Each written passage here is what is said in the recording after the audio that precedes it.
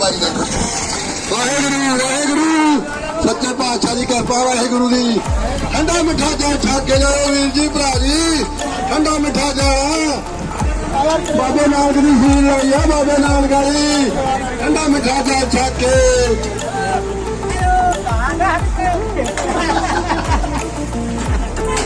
ਠੰਡਾ ਮਿੱਠਾ ਜਲ ਛਕ ਕੇ ਵੀਰ ਜੀ ਭਰਾ ਜੀ, ਠੰਡਾ ਮਿੱਠਾ ਜਲ ਛਕ ਕੇ ਜਾਣਾ। ਵਾਹਿਗੁਰੂ ਵਾਹਿਗੁਰੂ ਵਾਹਿਗੁਰੂ ਵਾਹਿਗੁਰੂ। ਠੰਡਾ ਮਿੱਠਾ ਜਲ ਵੀਰ ਜੀ, ਠੰਡਾ ਮਿੱਠਾ ਜਲ ਛਕ ਲਓ ਭਰਾ ਜੀ, ਗਰਮੀ ਬਹੁਤ ਹੈ, ਠੰਡਾ ਮਿੱਠਾ ਜਲ ਛਕ ਲਓ। ਵਾਹਿਗੁਰੂ ਵਾਹਿਗੁਰੂ ਵਾਹਿਗੁਰੂ ਵਾਹਿਗੁਰੂ ਵਾਹਿਗੁਰੂ ਵਾਹਿਗੁਰੂ ਵਾਹਿਗੁਰੂ ਵਾਹਿਗੁਰੂ ਵਾਹਿਗੁਰੂ ਵਾਹਿਗੁਰੂ ਵਾਹਿਗੁਰੂ ਵਾਹਿਗੁਰੂ ਵਾਹਿਗੁਰੂ ਵਾਹਿਗੁਰੂ ਵਾਹਿਗੁਰੂ ਵਾਹਿਗੁਰੂ। ਠੰਡਾ ਮਿੱਠਾ ਜਲ ਛਕ ਕੇ ਵੀਰ ਜੀ ਭਰਾ ਜੀ, ਠੰਡਾ ਮਿੱਠਾ ਜਲ ਛਕ ਕੇ ਜਾਓ। ਬਾਬਾ ਵੀਰ ਨੂੰ ਬੇਨਤੀ ਹੈ ਕਿ ਆਗੇ ਸਾਰੇ ਠੰਡਾ ਮਿੱਠਾ ਜਲ ਪਿਆਲਾ ਮੇਰਾ ਵੀਰ ਭਰਾ ਜੀ, ਪੁੰਨ ਗੰਜ ਨਹੀਂ ਲੱਗੂਗਾ। ਵੀਰ ਜੀ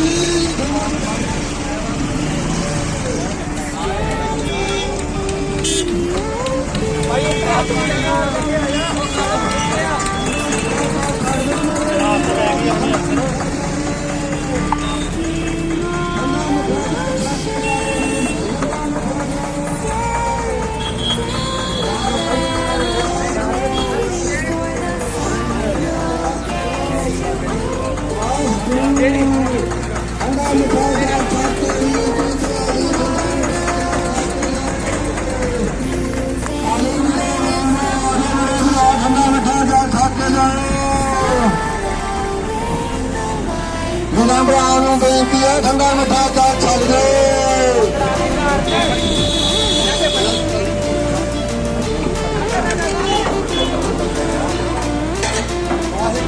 ਵਾਹਿਗੁਰੂ ਵਾਹਿਗੁਰੂ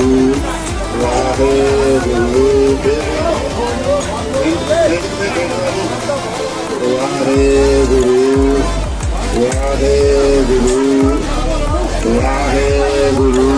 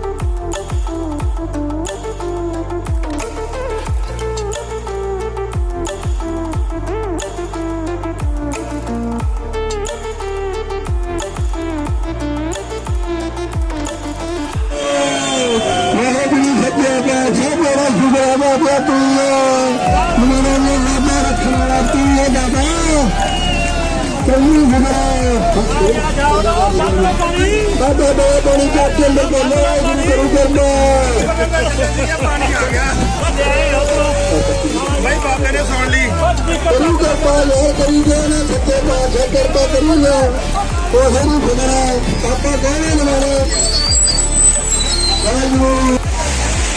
मन करके धन करके सेवा जिन्होंने दी है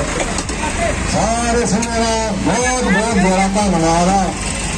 तो अगे तो मैं सारे सिंह बेनती करते हैं कि जो भी आप कोई साझा कारज करना हो तो आप इस तरह सारे ने रल मिल के करना ताकि जो साडे नगर पिंड राज्य का प्यार और इकट्ठ बनया रहे तो महाराज ने अपने सारे को दोनों कृपा की है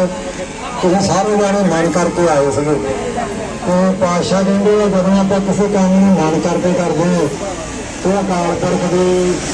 दरबार में अपना मंजूर हो जाना आप सारे ने मन करके सेवा की सच्चे पातशाह ने अगर अरदास की तो महाराज ने अपने को कृपा की है तो सच्चे पातशाह ने जो आप जान छुपा के संगतां में हरदे ने ठंडा करते थे तन में ठंडा करते थे तो पातशाह ने जाना अंदर तो जल बरसा के सारे तपते सीने ठंडा करता ये साडियां फसलों साडे दरख्त साडी सारी वनस्पति धरती की पारश मालिक ने सारी घटा देनी है क्योंकि जो पहला बहुत ज्यादा गर्मी सी सच्चे पातशाह ने कृपा की है और सारे जने खुशी हम दो चार नारे लाओ किसान मजदूर दुकानदार